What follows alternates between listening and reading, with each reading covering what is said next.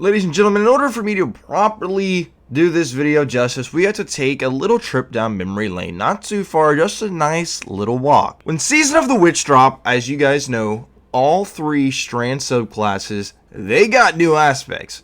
And some pretty good ones to boot.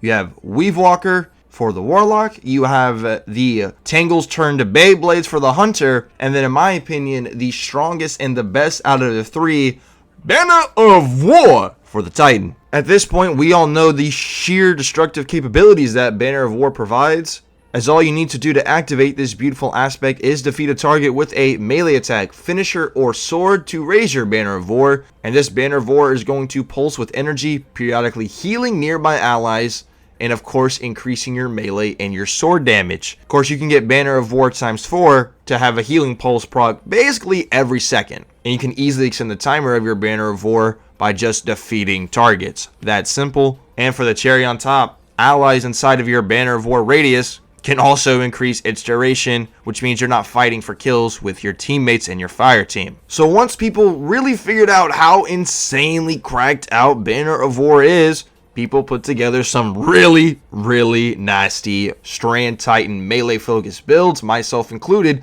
mainly focusing around Banner of War itself, Synthoceps, a tractor cannon, and a 1-2 punch shotgun. However, this is not the first time that 1-2 punch shotguns have been prevalent in the side of the sandbox. As we know, there used to be a period in time where 1-2 punch actually buffed your mini hammer's damage on Solar Titan, allowing for some absolute insane damage output from just shooting your shotgun and then throwing your mini hammer at the sweetest of spots to get it to hit the boss multiple times on a roll. I think the most notorious example of this is when Salta Greppo one-phased Atheon in like the blink of an eye with this strat. Of course, Bungie looked at that and said, nah, y'all can be having that. So understandably so, they went ahead and removed that interaction between 1-2 punch shotguns and the mini hammer itself. However, this would not be the last that we would see of the sheer insanity that is 1-2 punch melee builds. Fast forward to the Witch Queen with the release of Void 3.0. One of my all-time favorite builds was introduced to us in the game, once again on the Titan, but a different subclass. You know it.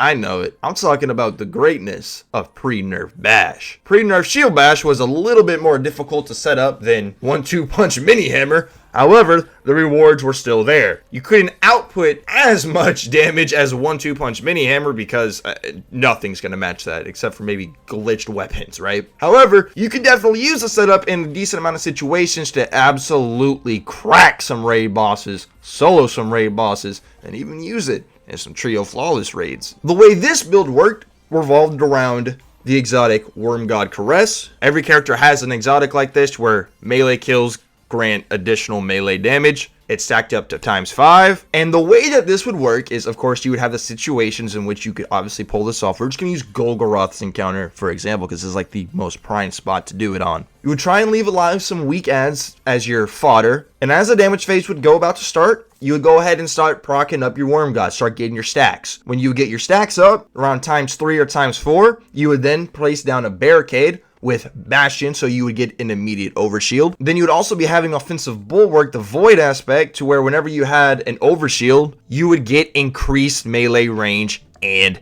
damage. So that's another buff on top of your Worm Gods. You would then slide on the 1-2 punch shoddy, tag the boss with the debuff sometime in between, and then when you have all of your buffs up, your overshield, ×5 Worm Gods. You would then debuff the boss, switch to your shotgun real quick, maybe get another melee kill to refresh your Worm God stacks, run up to the boss, slide, shotgun, hit him with the shield. Bang! Giga damage. This wasn't the easiest damage strat to pull off, especially against any and every raid boss encounter. However, it was definitely very strong and very useful to solo raid bosses that you could melee, basically. Of course, this is also when we had things like Elemental Wells, and you use things like Melee Wellmaker and Bountiful Wells along with Echo of Provision to quickly recharge your Shield Bash melee. Rinse and repeat the process. Really fun setup to do. Unfortunately, in Season 19, they completely gutted Worm Gods, and this build really has not seen the light of day since that nerf. And it was at this moment that we thought the sheer insanity of the Titan melee builds were finally put to rest.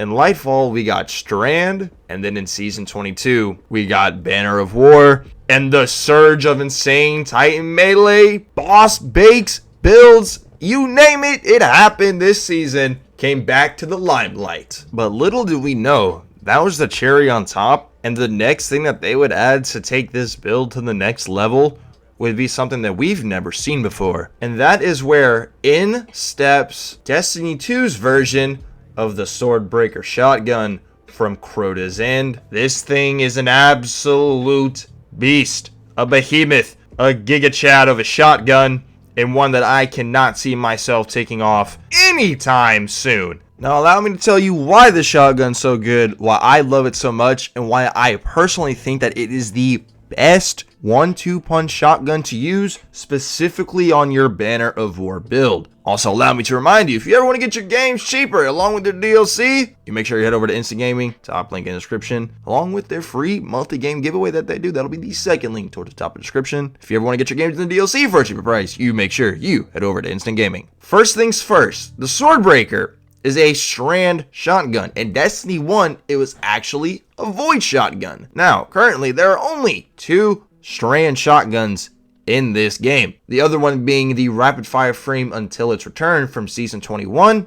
And the swordbreaker is a lightweight frame shotgun, meaning it has really nice handling and you move faster when you have this weapon out and you're running around. I know some people really enjoy their lightweights, who doesn't like to go around a little bit quicker. And lightweights are generally my go-to for a 1-2 punch, similar to the Wastelander that is very popular with 1-2 punch, and then my Without Remorse, which is my energy 1-2 punch for most builds. So now if I go ahead and bring you the Swordbreaker's perk pool, you're going to see that there are some pretty strong options on this bad boy. In column 1, you have things like Pugilist, Subsistence, maybe Threat Detector, and Demolitionist. You really can't go wrong with any of those 4 perks in column 1. Then if we look in column 4, of course you have your 1-2 punch there. One of the best 1-2 punch shotguns in the game. That's what I've been saying this almost majority of this video. However, you do have things like Sword Logic, Golden Tricorn, and Surrounded. Surrounded being a 40% damage buff when you have enemies within an 8-meter radius can be pretty useful, but also pretty niche. Now, while the perk pool on this weapon is very good, very strong, what I believe really makes this thing the best 1-2 punch shotgun for your Strand Titan builds is the fact that it has access to Cursed Thrall, the origin trait. I love this origin trait so much.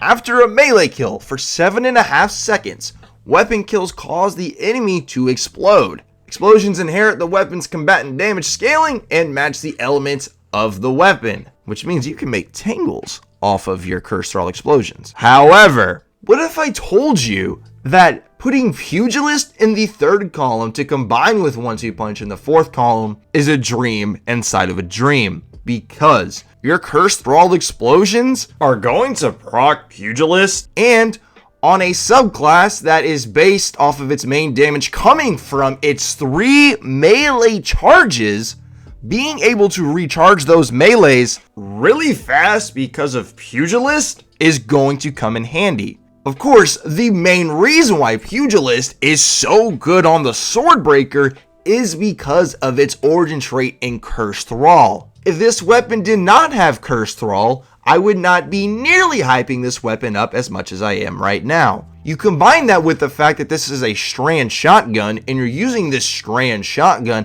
on a Strand subclass in seasons that you have access to Monochromatic Maestro like we do this season. You can even get yourself more damage because dealing elemental ability damage increases matching weapon damage, and elemental weapon damage increases matching ability damage. The bonus is 10% for 5 seconds, which means right before the window's about to close, you're boosting your 1-2 punch, Banner of War, Synthoceps, buffed melees in another way through Monochromatic Maestro because you're using a Strand 1-2 punch shotgun that can refill your 3 melee charges very fast and easy because of Pugilist and Cursed Thrall. You want to take that a step further? You then look at things like Threat of Propagation, powered melee final blows grant your Strand weapons unraveling rounds.